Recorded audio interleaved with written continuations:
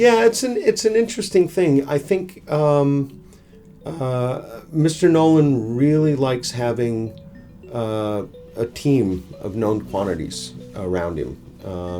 So I don't know if I'm the best guy at what I do by a long shot, but I'm the guy that didn't mess up on the last one, right? And so I get invited back. I work very closely with the visual effects supervisor, and I work medium closely with the first unit director of photography in order to make sure that technically we're getting what we need. And on this last picture, I also shot some other things where Chris is seeing, he always sees what I'm doing, but we rarely talk about it.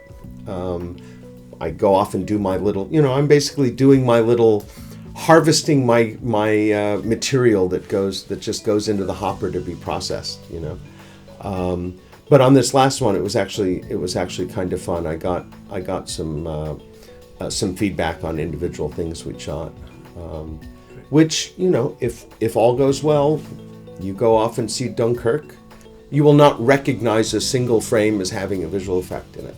One of the funny things about what I do, it's very difficult for me to point to my work and show it off, because if I've done my job correctly, and if the visual effects house has done their job correctly, you can't tell I was there. The whole point of the exercise is to make images that are so well integrated that it wouldn't even occur to you that there was a visual effect involved. There's an interesting issue of philosophy with regard to visual effects, and I think it's changed. It's constantly evolving. In the case of the pictures that Mr. Nolan's making, he really doesn't want flash visual effects, right? The visual effects aren't supposed to draw your attention to how cool they are. It's all in service of the story, and wherever we can do something practically, we will. So it's really about using the least best visual effects work that you can to create and continue to create a totally real feeling picture, and that actually suits very well with my personal sort of my upbringing, my aesthetic.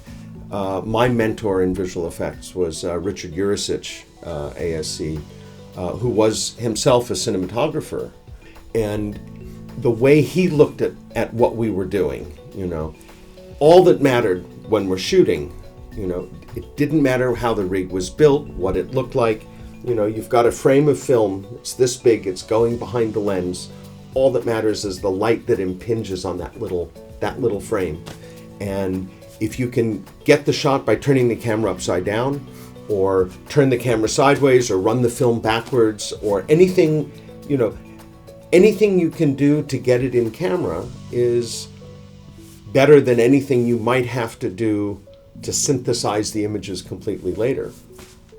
And if you've got a long visual effect, maybe and when I say long, it's 30 frames, 36 frames, second and a half. If most of it's practical and there's just a little bit of computer graphic in there, you grab the realism of the things that are absolutely photographic, and it blends in with the things that couldn't possibly be photographic, and the audience takes it all in as a whole. So a lot of times it's not a matter of which exact methodology will we use for this shot. This shot might have a little bit of this, a little bit of that, a little bit of this, and cut together in such a way that you don't realize it's a compilation not just of different frames, but also different methodologies.